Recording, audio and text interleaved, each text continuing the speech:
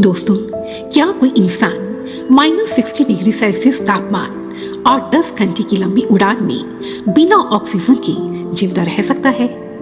आपका जवाब होगा नो।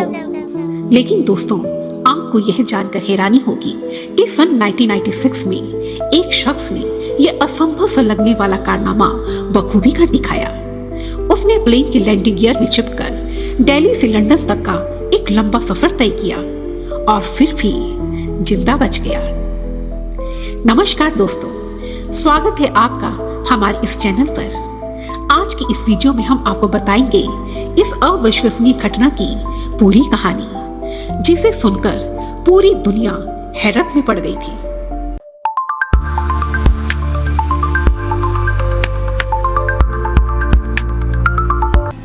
साल था 1995। जगह भारत का पंजाब प्रदेश, जहां कुछ समय पहले खालिस्तानियों की आतंक का खौफ था। सुरक्षा बलों ने लगभग यहां से सभी आतंकवादियों को या तो खत्म कर दिया था या फिर देश छोड़ने पर मजबूर। और इसी बीच कई गिरफ्तारियां हुई थी। लोगों को अपने घरों से उठा लिया जाता था और काफी दिनों तक उन्हें इंटेरोगेशन सेंटर में रखा जाता था। उसी दौरान पुलिस को कहीं से यह खबर मिली कि दो भाई जो पेशे से कार मैकेनिक थे, वे दोनों छुप कर खालिस्तानियों की मदद कर रहे थे। और ये दो नौजवान भाई थे, प्रदीप और विजय। प्रदीप की उम्र थी 22 साल और विजय की 18 साल। प्रदीप और विजय ने सैकड़ों बार पुलिस के सामने अपनी बेगुनाही साबित करने की भरपूर कोशिश की, लेकिन पुलिस कहाँ चुप बैठने वाली थी। बार बार प्रदीप और विजय को इंटेरोगेशन सेंटर बुलाया जाता और जिस कारण दोनों भाई काफी परेशान हो गए। ऐसे में दोनों भाइयों ने अपने आप को पुलिस की गिरफ्त से बचाने के लिए देश छोड़ने का एक बड़ा फैसला लिया। उनकी जान पहचान के कई लोग उस समय लंदन में रहते थे। इसी कारण उन दोनों ने भी लंदन जाने का एक बड़ा फैसला किया। लेकिन समस्या यह थी कि दोनों भाइयों के पास ना तो पासपोर्ट था और ना ही इतने पैसे कि वे लंदन जा सके। ऐसे में दोनों भाइयों ने एक एजेंट से कांटेक्ट किया जो गैर कानूनी तरीके से लोगों को विदेश भेजता था। इस काम के लिए उन्होंने एजेंट को 150 पाउंड की रकम भी दी। एजेंट ने दोनों भाइयों को प्लेन के लगेज सेक्शन में छिपाकर लंदन भेजने का आश्वासन दिया। लेकिन कुछ समय के पश्चात वह एजेंट भी ना जाने कहां गायब हो गया और तब उन्हें यह एहसास हुआ कि एजेंट ने उन्हें बुरी तरह से ठग लिया था। अब दोनों भाइयों ने यह निश्चय किया, चाहे कुछ भी हो जाए, वे लंदन जरूर जाएंगे। लेकिन उनके पास सबसे बड़ी समस्या यह थी कि बिना पासपोर्ट के, बिना पैसे के वो लंदन जाए तो आखिर कैसे जाए। और यहीं से शुरुआत हुई उस खतरनाक यात्रा की, जिसे अंजाम देने के लिए दोनों भाई पंजाब से दिल्ली आ पहुंचे। और फिर शुरू हुआ दिल्ली के इंदिरा गांधी इंटरनेशनल एयरपोर्ट का पूरा निरीक्षण।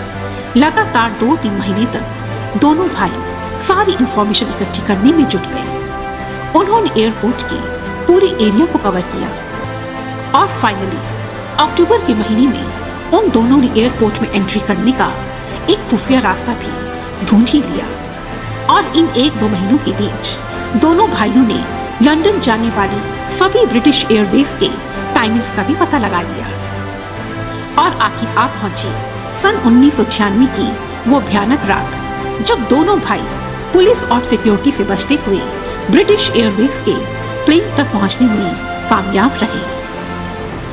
जब प्लेन टेक ऑफ करने के लिए तैयार था, तब दोनों भाई उसके लैंडिंग गियर में जा घुसे। दोस्तों, प्लेन जब टेक ऑफ करता है, तब लैंडिंग गियर में टायर्स अंदर की तरफ फोल्ड हो जाते हैं। तब भी वहाँ इतनी जगह होती है कि एक इंसान उसमें आराम से बैठ सके। प्लेन के लैंडिंग गियर्स के बारे में सारी स्टडी इन्होंने पहले से ही कर ली थी।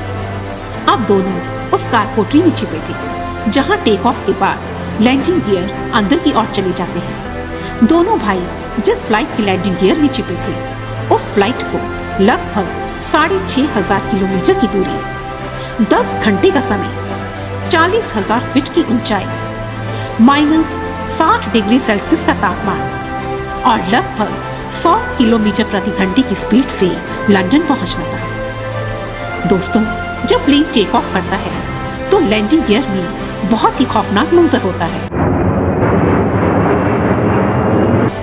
ऐसा लगता है मानो कोई बड़ा भूकंप आ गया हो। और जैसे ही फ्लाइट अपनी निश्चित हाइट पर आती है तो वहां का टेम्परेचर इतना अधिक ठंडा होता है कि एक नॉर्मल ह्यूमन बॉडी के लिए सहन करना बहुत ही असंभव है। ऐसे में उसकी मौत भी हो सकती है। प्लेन की स्पीड 800 से 1000 किलोमीटर पर घंटा होती है तो वहां की तेज हवाएं इंसान के कान फाड़ देती है। और ऊपर से इतनी हाइट पर जहां ऑक्सीजन ना के बराबर थी, वहां एक इंसान का जिंदा रहना असंभव था। खैर 10 घंटे की उड़ान के बाद लंदन के हेथ्रो एयरपोर्ट पर प्लेन लैंड हुआ। लैंड करते ही सबसे पहले लगेज कलेक्ट करने वाला एक मेंबर वहां पहुंचा। जैसे ही वह प्लेन के पास पहुंचा तो उसने देखा एक आदमी अगले लैंडिंग गियर के नीचे ठंड से कंपकपा रहा है। उसने तुरंत ही अपनी टीम को इन्फॉर्म किया। वह शख्स कोई और नहीं बल्कि प्रदीप सैनी ही था। अधमरी हालत में प्रदीप को हॉस्पिटल पहुंचाया गया। डॉक्टर्स उसकी हालत देखकर हैरान थे। सांसें चल रही थी लेकिन पूरी बॉडी ठंड से कंपकपा रही थी। लंदन के डॉक्टर्स उसे बचाने की पूरी कोशिश में लग गए। धीरे धीरे उसकी हालत सुधरने लगी और वो होश में आ गया। होश में आते ही प्रदीप ने सबसे पहले अपने भाई के बारे में पूछा, लेकिन किसी को भी विजय के बारे में कोई जानकारी नहीं थी। करीब 5 दिन के बाद साउथ वेस्ट लंदन के रिचमंड स्थित एक औद्योगिक क्षेत्र में एक डेड बॉडी पाई गई, जिसकी पहचान विजय सैनी के रूप में हुई। और तब मालूम हुआ कि विजय की मौत असहनीय ठंड के कारण हुई थी। वह लैंडिंग की तैयारी में एयरपोर्ट के नजदीक पहुंच सके विमान से लगभग 2000 फीट की ऊंचाई से नीचे गिर गया था। और तब प्रदीप ने अपनी पूरी कहानी डॉक्टर्स और पुलिस को बताई। धीरे धीरे यह कहानी लोगों तक पहुंची, जिसे सुनकर हर किसी ने दांतों तली उंगली दबा ली कि कैसे कोई इंसान लैंडिंग गियर में बैठकर लगातार 10 घंटे तक 40,000 फीट की हाइट पर दिल्ली से लंदन जिंदा पहुंच सकता है।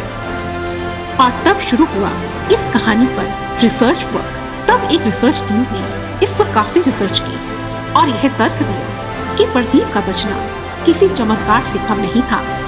प्रदीप के बचने के 3 कारण थे। पहला कि उसकी बॉडी ने कुछ भी रिएक्ट करना बंद कर दिया था, जिस कारण तेज हवाओं और ठंडे मौसम का उस पर कोई इफेक्ट नहीं हुआ। दूसरा, उसमें स्ट्रॉन्ग विल पावर थी। और तीसरा, वह बॉडी से काफी मजबूत था। इन्हीं 3 कारणों ने प्रदीप को उस मौत के कुएं में भी जिंदा रखा। आज प्रदीप सैनी की उम्र लगभग 44 वर्ष की है और वह लंदन में ब्रिटिश सिटीजन के रूप में अपनी खुशहाल जिंदगी जी रहा है। जिस हेथ्रो एयरपोर्ट पर वह उस समय लैंड हुआ था, आज वहीं की कैटरिंग कंपनी के लिए वह एक ड्राइवर की नौकरी करता है। यह एक कुदरत का करिश्मा ही था जिसने प्रदीप को उस खौफनाक हालत में भी जिंदा रखा। तो दोस्तों, यह थी एक अविश्वसनीय लेकिन सच्ची घटना की एक सच्ची कहानी। आप इस घटना के बारे में क्या सोचते हैं? क्या यह कोई चमत्कार था? हमें कमेंट सेक्शन में जरूर लिखिए। और यदि यह वीडियो आपको पसंद आई है तो इसे लाइक कीजिए और हमारे इस चैनल को सब्सक्राइब करें। मिलते हैं एक ऐसी ही एक और नई कहानी के साथ। Thank you so much.